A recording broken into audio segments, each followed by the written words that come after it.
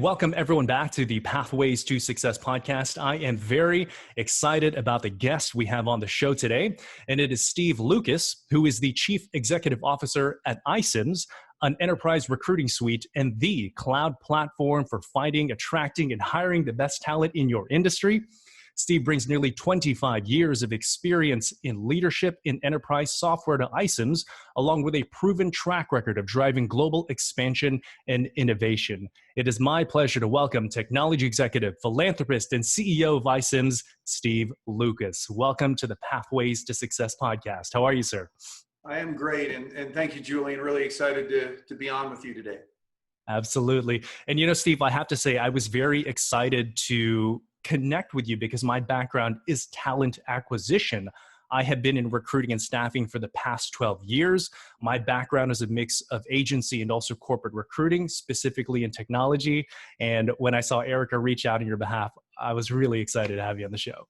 Well, it's ditto and equally exciting for me. I think we've got a lot to dialogue on, and certainly right now these are very, very interesting times for us. And I think on so many levels, what we collectively do in the world of acquiring talent is more important now than ever before.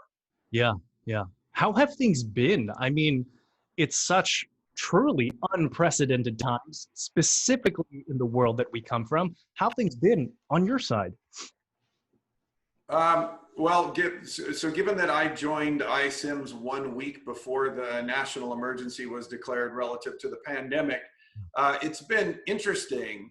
And I was writing an article this weekend for a publication, and I started the article out with the sentence, if you could go back in time, just 90 days ago, pre kind of pandemic, and you had 60 seconds, what would you tell yourself? What's going to transpire over the next 90 days? And that's tough because a lot has gone on. It feels like in some respects, we've kind of fast forwarded over a decade of evolution and transformation in many respects, societal, economic wise. And it's been, I'd say for our company in particular, a very, in a good way, a focused and sober time for us, because we have a lot of companies calling us saying, hey, we're having to transform. We need to rethink our workforce, and we need to think about how we go forward. And so we're having a lot of those dialogues. Culturally, internally in iCIMS, we're having a lot of open dialogue about culture in general, belonging and diversity and inclusion, and how we as a company need to be an example for other organizations, and how can we better do that. And I think every company has the opportunity to improve, and certainly we are not immune to that statement, and we're going to. So, at the end of the day, this is certainly one of those times where I've used the term refiner's fire internally, and certainly that's what I think we're all going through. But it feels like it's been a shared experience, and one that in the end of the many experiences we've had, that we will be better for long term. Yeah, and I'm really excited to unpack some of your technical insights, especially since you were on the front lines of this. So just to kind of set the agenda for our audience as far as the conversation flow, there will be two halves of this conversation. The Pathways to Success is all about uncovering how do people become successful? What are their tactics, behaviors, mindset, strategies? So that'll be the first piece. And the second piece we'll be talking about really what are some of Steve's insights, given what he's doing, about the future of work and what that means for business leaders. Cool? Fantastic. So Steve, I guess whenever you first introduce yourself to audiences and kind of unpacking your origin story, where do you start? How did Steve Lucas become who he is today? Well, first of all, I think, I have always been naturally interested, curious about technology. So I have to say, I feel like no matter what I'm doing, I feel like I'm, getting paid to play baseball or whatever your sport of choice is. So I think enjoying what you do, the love of it matters. And no matter what you do, that ultimately shows if you love doing that. For me, my origin story, it actually starts, one of the things that I share with people is I'm type 1 diabetic. And I haven't always been type 1 diabetic. It's the genetic form. And I actually was in my mid-20s when, kind of perfectly fine, exercising, working out, having a good time, doing my thing. I was hit by a Mack truck of just randomly got type 1 diabetes. My pancreas decided, oh, I've gone far enough. I'm going to stop working. And for me, it was a real wake-up call to be told relatively early on in life that you've got this chronic illness that you're going to have to manage and have it for the rest of your life. I'm 47 now. The story turns out good so far. I'm fine. But, for me, it was a point in my career, in my life, where I was an early into my marriage, which has lasted, I might add, for 27 wonderful years and plan on another 27. But that moment, it really brings you into a stark reality that we tend to ignore when we're younger. And I will tell you, not a day has gone by from that moment that I haven't thought about the day I was diagnosed, that experience, and it's focused me. It's helped me understand that every day matters. And I look back and I think in my life, what if I hadn't been given what I think of now as this blessing, which is this chronic illness that I manage, or disease, and have managed it well. I think about the people that have entered my life. I think about the need to develop more empathy, which I've had to do, but also the ability to understand that, just because someone looks fine on the surface level doesn't mean they're okay. Yeah. And how do you dig deeper for that? I go back to that moment, and it put me on a different trajectory than perhaps where I might have gone otherwise. So that maybe is a little bit of a curveball, Julian, but it's something that I'm so grateful for the gift I've been given of this or by this, because the people that have entered my life, the things I've had to fight personally, but also be inspired by other people, I wouldn't trade that for anything. Wow. I'm curious, having had that experience, what has that done to the way that you see and perceive adversity in your life now and in the future? Well, when I was diagnosed, the day I was diagnosed, I'm like a professional level complainer. I'm good. Like, if I need to complain about something, I will. And I've settled down as I've matured. But the day I was diagnosed, I complained constantly. I did the worst thing anyone could do. I Googled it. And I was pretty convinced I was going to have to eat cucumbers and drink water, and that was it for the rest of my life. And I remember my incredibly wise wife looking at me and saying, well, you can't fix it today, so let's just go have dinner. So we go out to dinner, and we're sitting there like, this is that the universe is speaking to you right now, you should listen up moment. We open up our menus, and I'm scanning, telling her, reading off to her. This is like literally the evening of my diagnosis, telling her everything I can't eat. And right at that moment, sitting at a table no more than 6 feet from me, was a woman who had been born with a really challenging condition. In a literal sense, she'd been born with no arms. So, you might call that a birth defect. I would call it, whatever we call it, it's differently abled as far as I'm concerned, but differently abled woman. And she wasn't hiding it. She was wearing an orange tank top. And I remember it like I'm talking to you right now, Julian, that clear. And I looked over at her, and she was laughing and having a good time. And she was feeding herself out of her plate, leaning down and eating. But this was a non-event. This wasn't a thing for her. And I had this moment where just this kind of disappointment wave in myself washed over me. And I looked at my wife and I said, I promise you I will never complain about what I can pick up with my own two good hands. And I will figure out a way to make something positive out of this. I will figure out a way. And there's not a day goes by that I don't think about that woman in the orange shirt. Not a day. And even when, times get tough, and right now for everybody, times are tough. We face adversity like we've never seen. These are events, social, economic, health, that we've never seen. And it feels like kind of a perfect storm of angst and concern and confusion and doubt and questions. But what I know about people, and I've learned this over 25 years of software, is don't be confused about the businesses that you're in.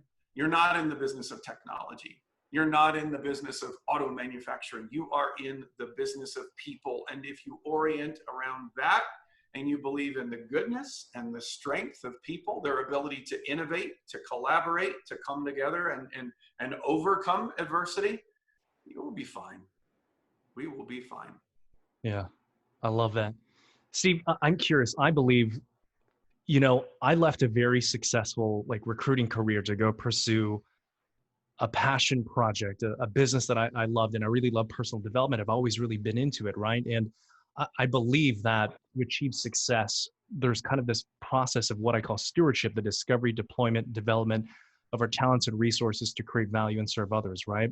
So I'm curious, in terms of your talents and abilities, what do you know for sure that you are great at? What were sort of your group of superpowers that you really relied on to create success in your career?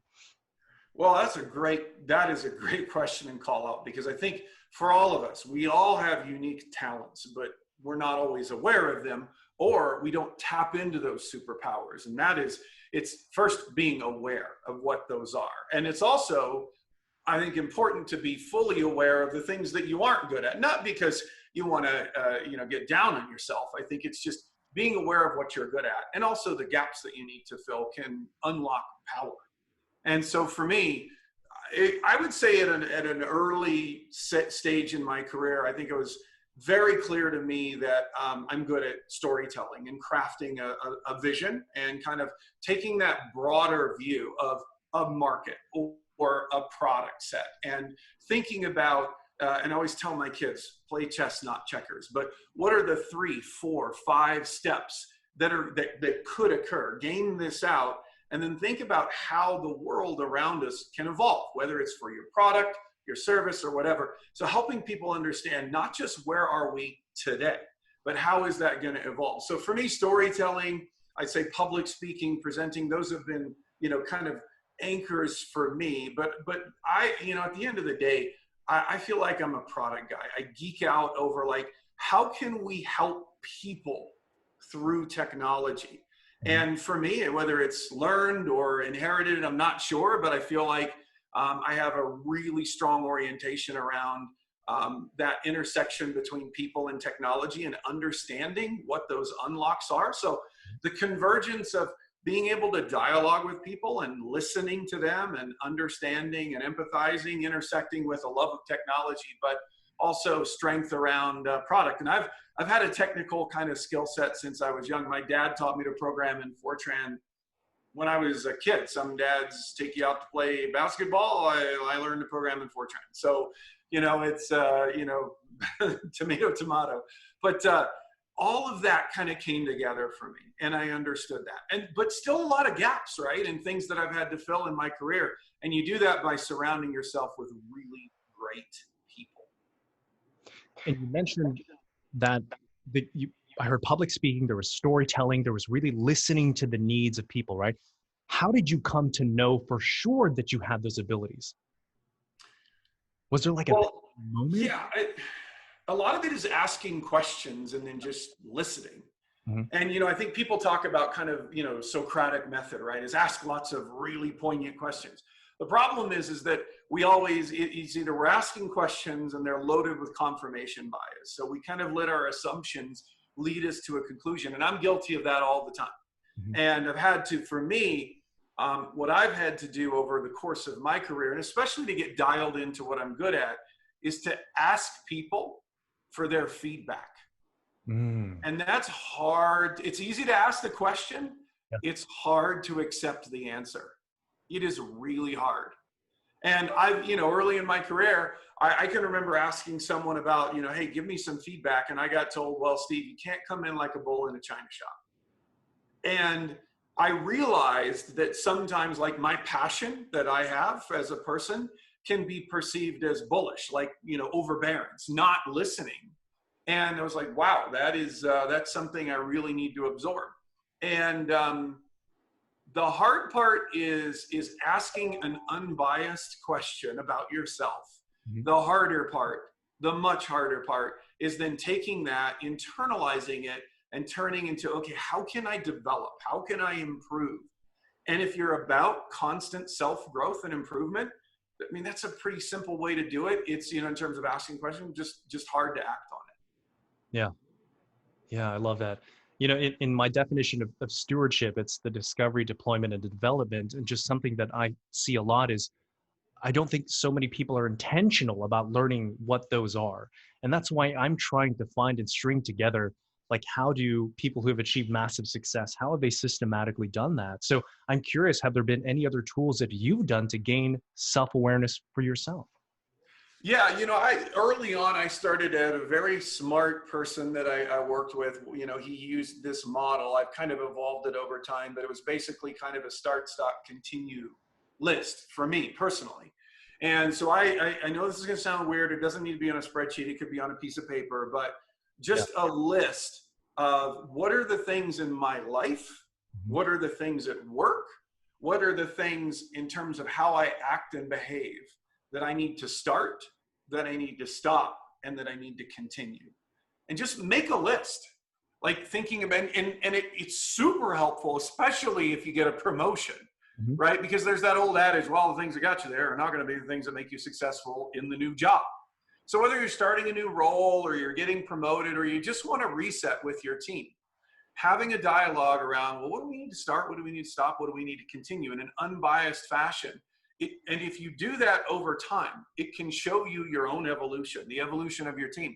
The very first thing I did when I arrived at iCIMS, because this is how it's evolved from me personally, I do it for a company now, is, well, what are the things that we need to start, stop, and continue for this company? And then when you build that list, then if you want to raise the game, add a by when and who. And those have always been, critical. I'd say that in particular has been a super critical activity for me. Yeah. So tell us, how did you arrive here at iCIMS? What's that path, the past years to get to where you are right now? Well, the easy answer is I was a board member and I was exposed to a lot of great people here. The much more nuanced answer is, after 25 years in enterprise software, as I alluded to earlier, it's clear to me that every business needs to start with one single notion, which is we're in the business of people. And I think whoever said it's not personal, it's just business, was an idiot. Because what is more personal than business? We spend more time at work than we do with our families. How could it not be personal? Look in the market. Look at what's going on in the world today. How is business not personal? The world is moving so far away from that toxic mentality of it's not business, or personal, it's just business, that we need to take that and delete that from our lexicon. It's just not right. It is personal, and it is about people. It matters who we hire, who we work with. My grandfather used to say, well, I play golf, I don't play it well. And he would always console me when I'd have like 98 on my scorecard and like a par 77 or 78. He'd say, Steve, it's not what you shoot, it's who you go on the walk with. And that's what matters. And so for me, business after business, whether I've been at BusinessObjects or Microsoft or Salesforce.com or SAP or whatever company, it's always come down to, you can talk technology until you're purple. But if you're not going on the walk with extraordinary people that you're excited to be with, it doesn't matter. It just doesn't matter. And so for me, I thought, okay, not to get all, Chicago Bulls on everybody, but if this was my last CEO role, what would I want to do? And it was very clear to me that I would want to focus on a company that could help organizations change how they go about what they do. And I couldn't think of a company that was better positioned to do that long-term than iCIMS. And so I obviously fell in love with the people, the team, the mission, and what we do, which is, help companies build a great workforce the world over. So what's better than that? Yeah. And Steve, what would you say is the best career advice that you've received, that you've implemented to really guide you along your way? I have had the the opportunity to work for some great people, and have some amazing mentors in my life. One thing that sticks out above all else in my mind is, it's going to sound overly simple, but you be you. Yeah. And I have evolved that a little bit, because there is the adage, which is, be the first-rate version of yourself, not a second-rate version of somebody else. Yeah. I truly believe that. But to distill it down, you be you.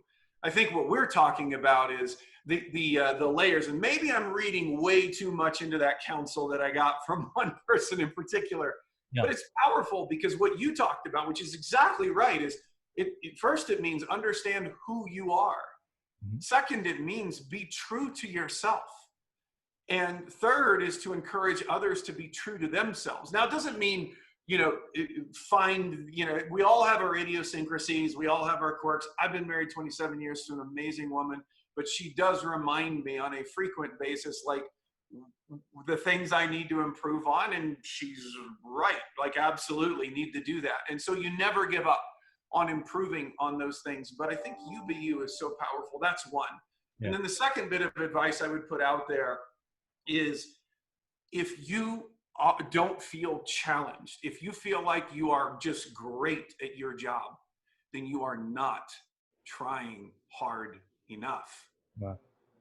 And that, to me, the people that scare me the most are the ones that never fail. They're the ones that scare me. Because in business, we're encouraged to get into a productivity cycle where we diminish failure, right? Move the bell curve over and to the right, right? We want hyper efficiency, peak of the curve, as far to the right as we can. Well, are you really learning?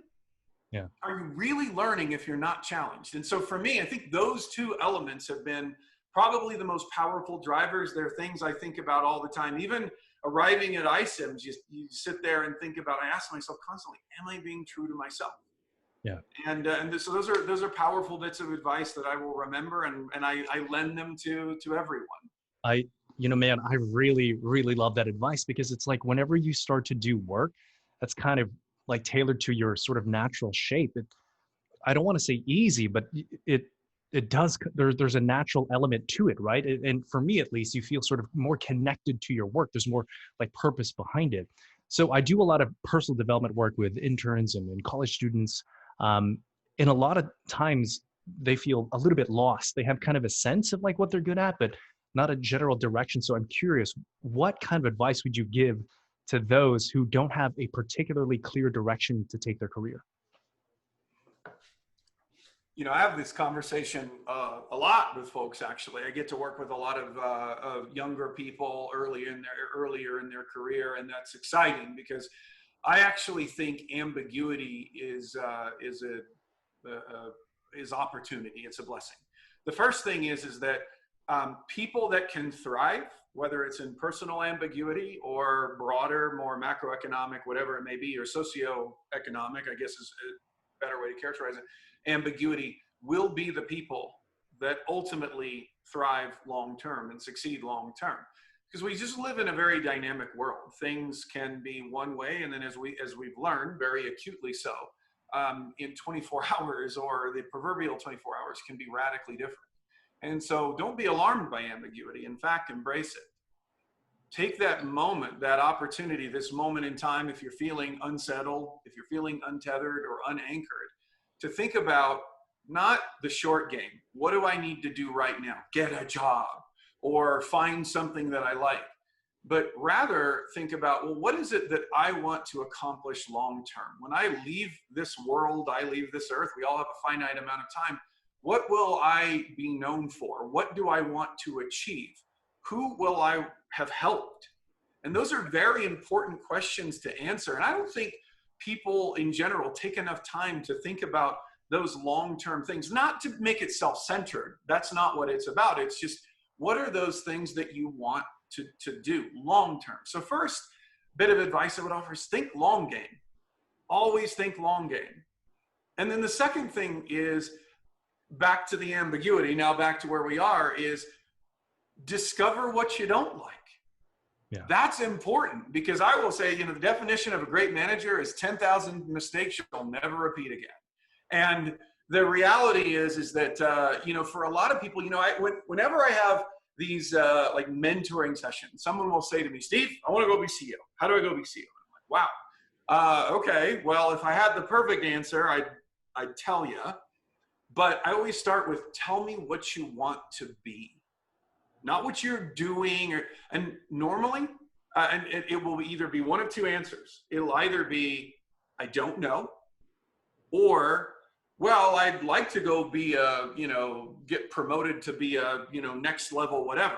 So either someone has no idea what they want to do long-term and they've interpreted the question correctly, or they're just thinking about like, well, what that very, very next step is. And that's not it. We need to have that intrinsic, very inherent, what do I want to be, me? And it's okay to not know that. It's okay. But I just say, it's kind of like embrace the journey, take risks early, because the reality is that it's much harder to take risks when you've got, a partner in life and family or cats and dogs and whatever's going on. And all of those things create, add to your responsibility list, and they can kind of, make it more challenging to take risks. So take risk early, decide what you want to be. Love it. And Steve, how do you personally define success? Ooh. Success will never be found in numbers. Never. Numbers are just a way of keeping score, but that doesn't make someone successful. And I can think of plenty of amazing basketball players that have never won an NBA championship. Are they successful? Absolutely. They're successful. They've never won a championship. So, for me, I would say that success is a very, very personal bar that you have to think about. I'll tell you how I define success. Yeah. I define success as do the people that I work with closely, that know me, does my family, do my close friends, do they trust me to do what I say I will do? Wow. And do I do it? If I achieve that, I'm successful. Because the world today, we are so clouded in terms of what success means. Mm-hmm. And I believe that success begins and ends with doing what you say you will do. And all the more so when no one's watching. Yeah. And if we can start there, and I think that this whole pandemic, what's been powerful about it is you're starting to see society redefine heroes as doctors, healthcare workers, the essential worker as the person putting food on the grocery store shelf, the woman or the man delivering that package to your home. It's true, because they do what they say they will do, even at the risk of contracting a pretty scary, kind of undefined or ill understood, where we're getting better at it, virus. And that's scary. And yet these people, who, by the way, many of whom are paid the least in our society, do what they say they will do. That, to me, is deserving of recognition, certainly economically, but all the more so. And I believe that defines success. And I have found in my team, if you have a team of people at work that do what they say they will do, with high degrees of personal accountability, you will win. I love it. Steve, before we shift gears into the next topic, is there anything else that you'd like to say to our listeners about how to achieve success in life, how to become the best versions of themselves? Close us out with that piece. Well, the last thing I would encourage folks to do is that, we live in a world where, and I'm not knocking, influencers or whoever it is, but we live in a world where, I think, that hard work is not recognized for what it is. But I've never felt like, I'm the smartest person in the room, and I don't feel like I have to be the smartest person in the room. I have found in my life that you run into a lot of people who just seem to know it all, or they will let you know that they know it all, if not through words, certainly through demeanor, action, etc. And I think that if the world, individually, personally, as well as technically, at a broader level, like, let's shift into let's be learn-it-alls. Let's not be know-it-alls. And so for me, I found that I don't need to walk into the room, even as CEO, which you automatically kind of, people will rate you, like, wow, you're smarter because you're the CEO. Actually, it's just, I'm willing to work harder, and I'm willing to learn as much as I can. And so I think, for me, when I'm at my best, I'm in a learn-it-all mode. And when I'm at my best is I'm working to get other people to elevate, to be successful. And if I'm doing that, then I'm doing my job. Yeah. I love it. Steve, so let's talk about sort of the technical topic that we have. And the elephant in the room, of course, is that there's a global pandemic, coronavirus. Yeah. It's absolutely affected the way that the entire world works. You head up an organization that directly is in that arena. So what is your perspective on the new future of work? Well, I think, the new future of work, what a great question, because I think the future of work itself, which we've talked about forever, arrived, it's here, and I think a lot of us can't wait to get out of it. The future of work lasts, if you just Google future of work and then you kind of set the time frame to 2019, let's say, for example, right? Oh, it's going to be remote, it's going to be this, and here we are. I think that the new future of work, and look, at the end of the day, I've always believed that the amount of change is kind of almost one-to-one. Actually, I think it could even be disproportionate to the amount of disruption that we're currently experiencing. And I think if you look at our economy, the evolution of work, it's been on a pretty steady kind of pace and rate for the past, let's say half decade. Pretty predictable, not radical. And then 90 days have gone by in 2020, and I feel like we've skipped over 3 years, if not 10, in 3 months. And here we are kind of going, wow, well, a lot of us are working from home. A third of all knowledge workers across the world right now are working entirely from home. What would we do without Zoom? I mean, that's a big question, right? And I shudder to think, if this had occurred, this kind of perfect storm of challenges that we have right now, what would have happened 10 years ago? We didn't have the fiber optic infrastructure that we do today 10 years ago. My goodness. So now you kind of go, well, what's going to change? I think it's easy to say everything, but that's true. The amount of disruption that will come, the amount of change that will occur in work, how we interact with each other, how we collaborate, communicate, innovate, deliver, serve, support, all of it's going to change. Because there is no way after this that we all just go back to work and go, that was crazy. Do you remember 2020? I think what's going to happen, number one, I think there's a couple big questions, is we have 40 million unemployed people in the US right now. It's more if you add furloughed workers, and then even more if you add underemployed. We are woefully underreporting, I say collectively as a society, and even the Bureau of Labor Statistics, what's really going on right now in terms of unemployed, furloughed, underemployed. It's pretty staggering.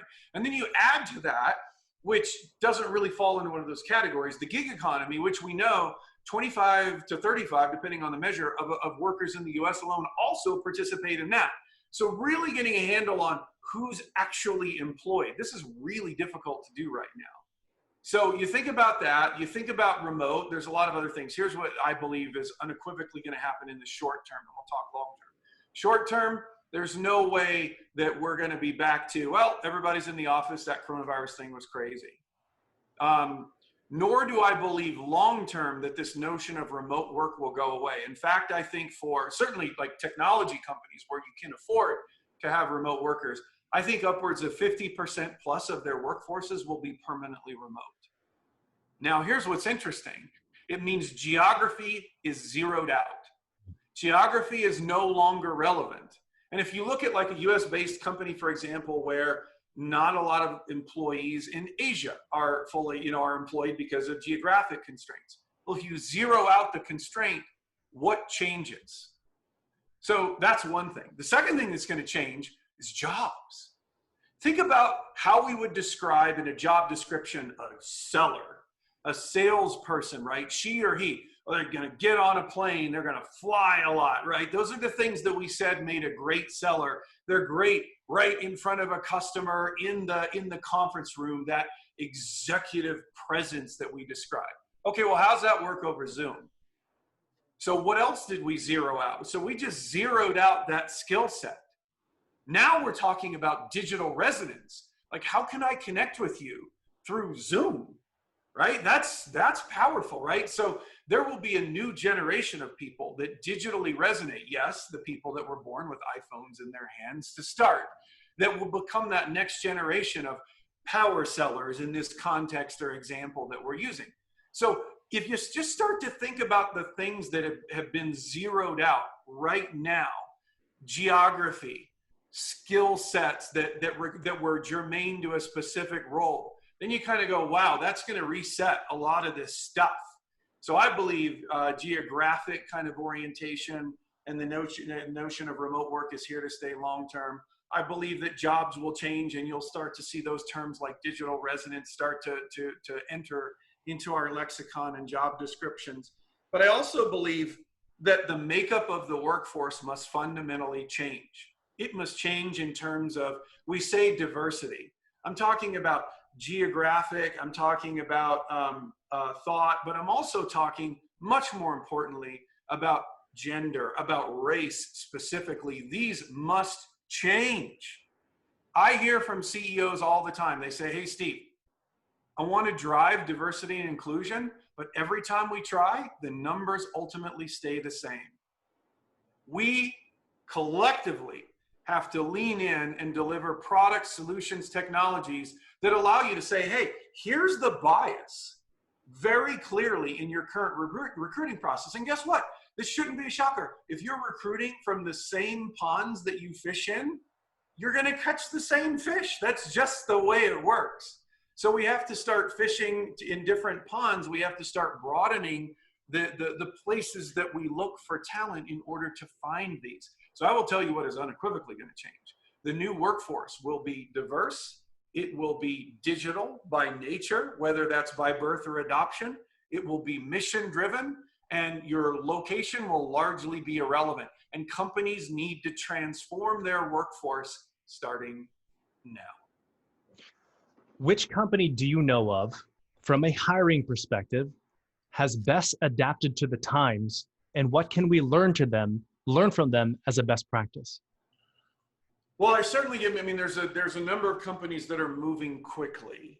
I think time will tell. I think it's too early to give a gold star award, but I do think there are companies that have clearly been champions of diversity. Take in technology. Microsoft, for example, has been a great example of a company that has championed diversity. That's one.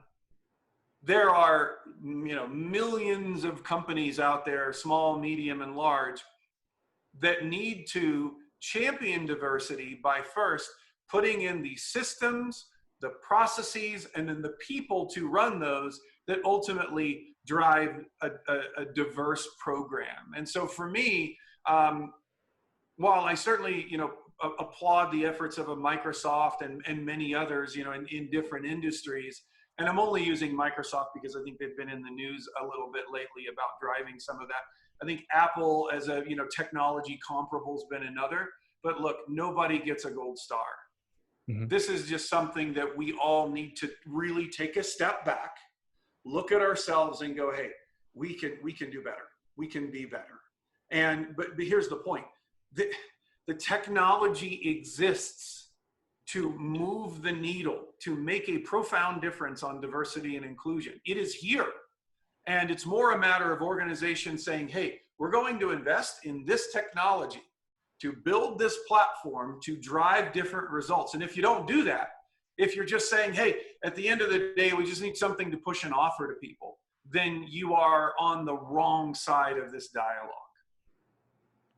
What is the problem that iCIMS seeks to solve? Well, what we seek to solve is we seek to help organizations build their best workforce. So it's always about achieving that most powerful workforce. And we do that by enabling organizations to discover, attract, engage, and hire the best talent in the world that drives that best workforce. That's what we do. And I think if any organization said, hey, we want to discover, we want to attract, we want to engage, and then ultimately hire, whether they're inside our company or they're outside of our company, it doesn't matter.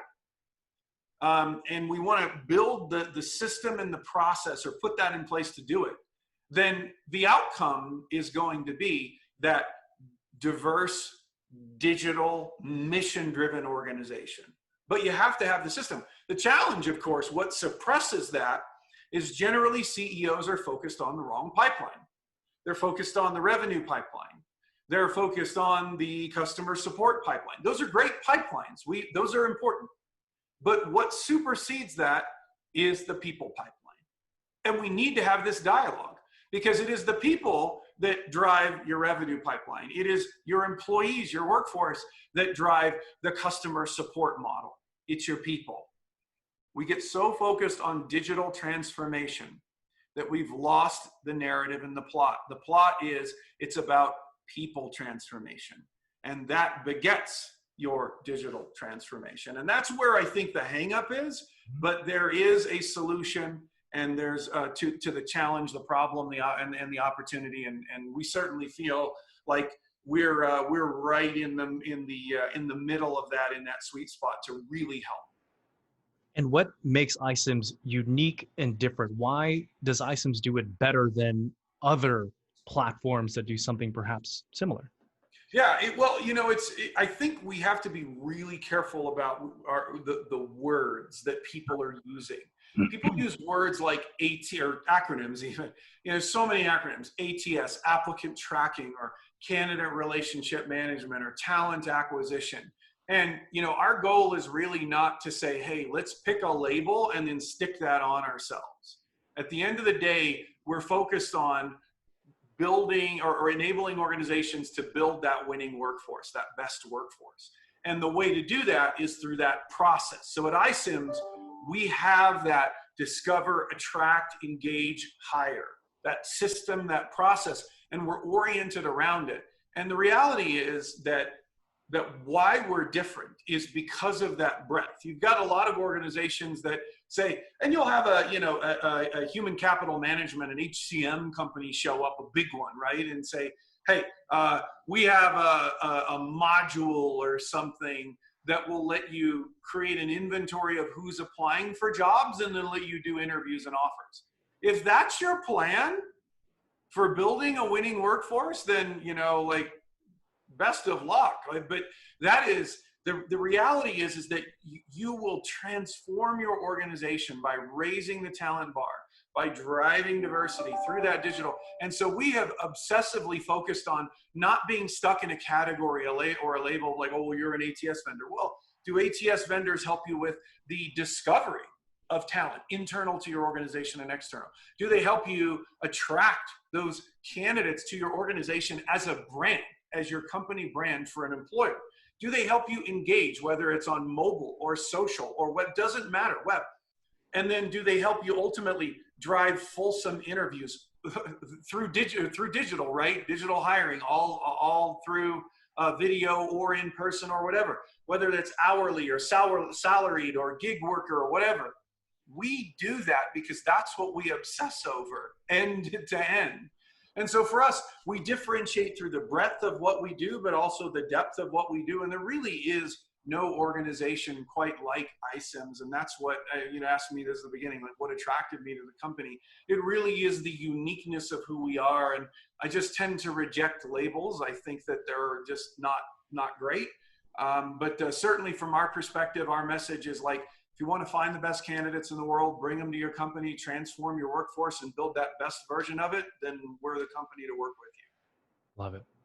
And lastly, Steve, close us out with one piece of advice for business leaders, specifically when it comes to talent. How do business leaders not just adapt, but thrive from a talent perspective in this new normal? Rethink your workforce now. Not a year from now, now. Now is the time to envision and then ultimately look to that new North Star for your organization. And now is the time to act through new systems, processes, and people that will help you achieve that workforce vision. Now is the time. The time will not be when we are in 100% full economic recovery mode. Put the stock market aside. That's not the economy. But now is the time to act. And if you haven't created that new North Star vision for your workforce and how you can leverage this unbelievable wealth of talent the world over, now that certain things like location have been zeroed out, or there's, as we talked about, that shift in terms of what a great X, is, or, in that job description, and certain aspects of a skill set have been zeroed out.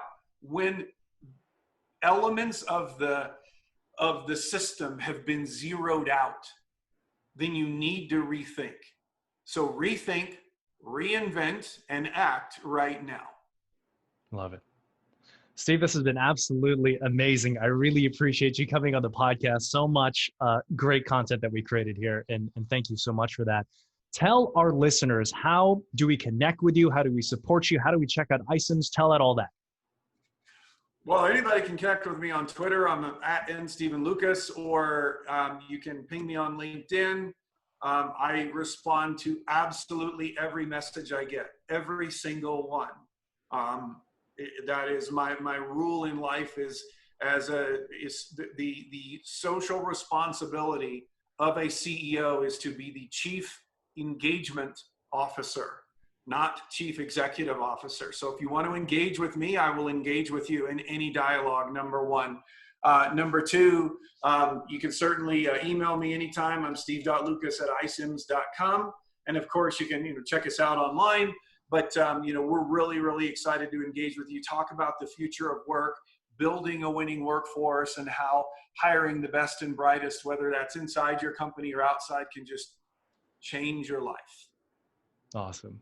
Well, Steve, we'll make sure all of your contact information in the show notes as well. And again, thank you so much for coming on the podcast. Well, thank you. It's been an absolute pleasure. Love the questions and the dialogue. Thank you for everything you do for us. Thanks, Steve. And everyone else, thank you all for tuning in to another episode of the Pathways to Success. As always, make sure to subscribe, comment, and share. And we'll see you next time on the next episode of the Pathways to Success.